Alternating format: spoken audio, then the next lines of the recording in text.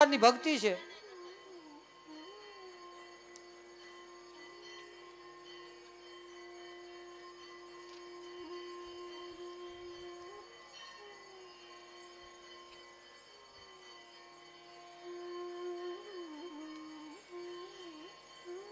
સત્સંગ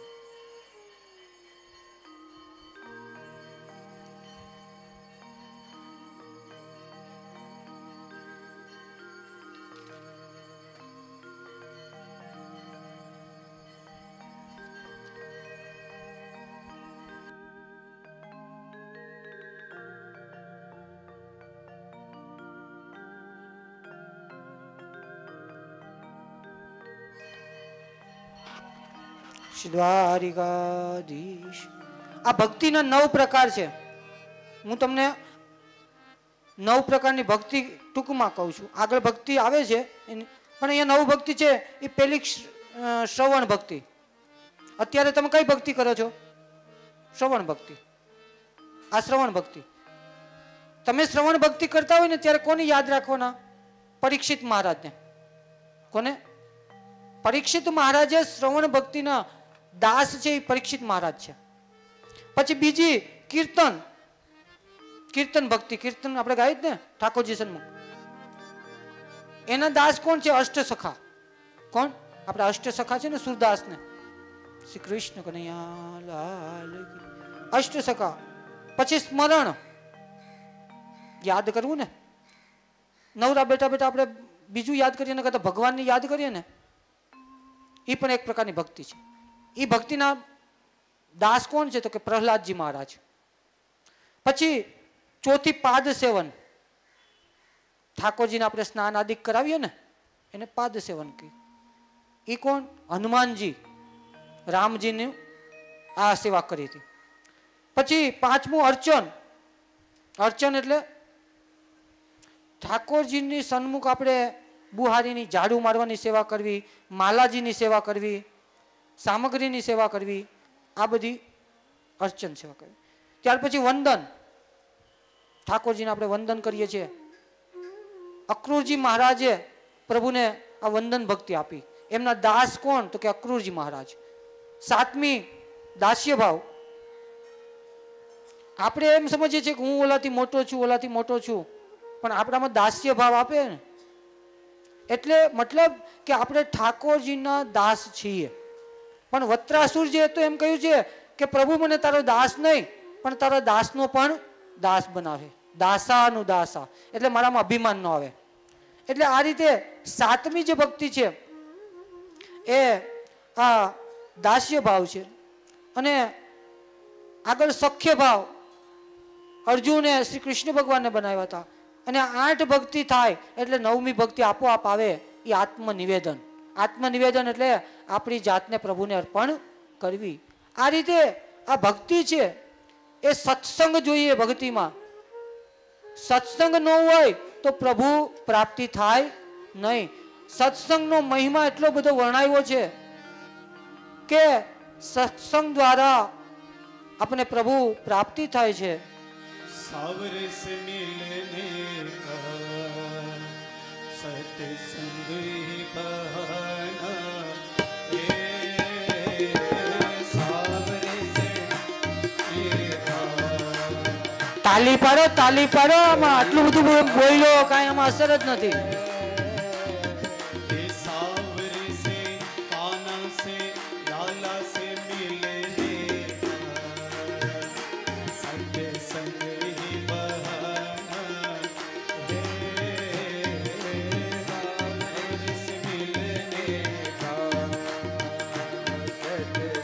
संग ही बहाना है.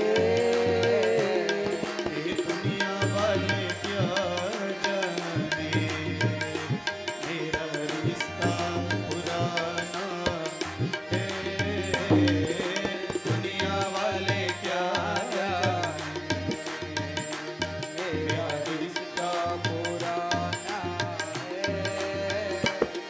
ये मथुरा में ढूंढा तुझे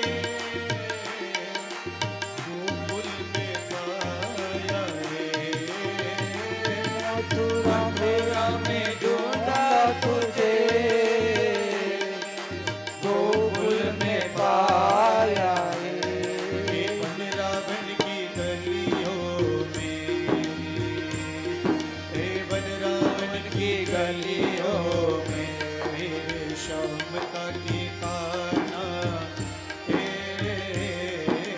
वृंदावन की गलियों में मेरे श्याम का ठिकाना है सावरे से मिलने का सत्संग बहाना है।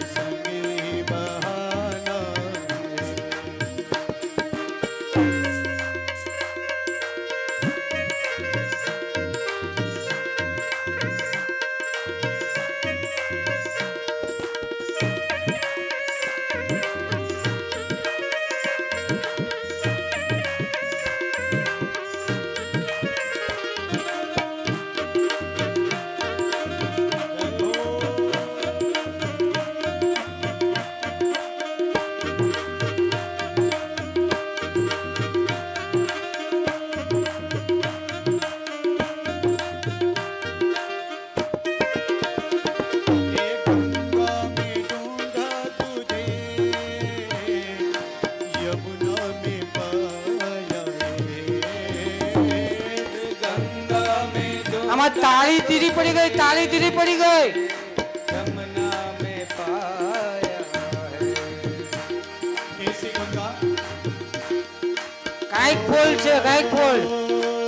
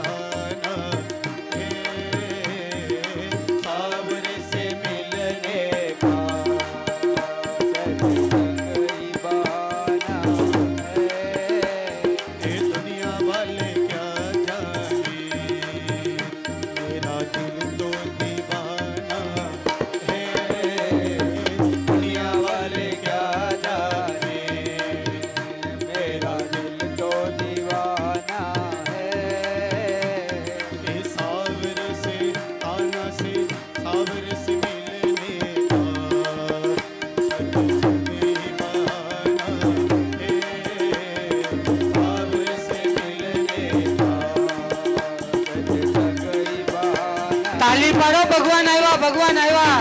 તાલી પાડો બધા.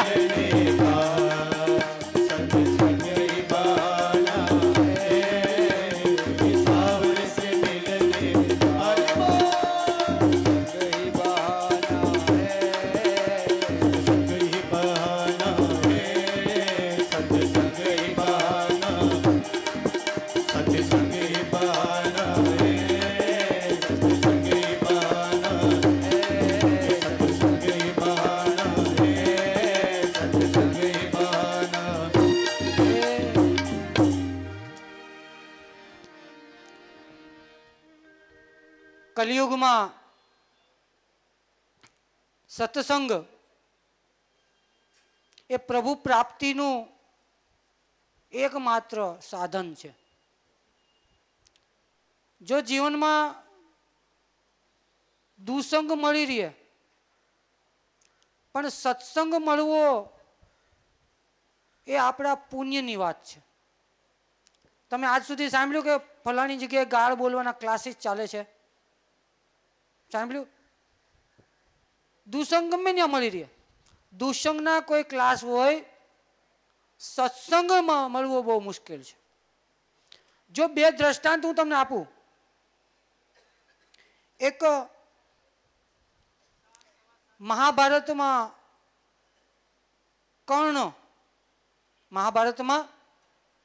કર્ણ અને રામાયણમાં કુંભકર્ણ.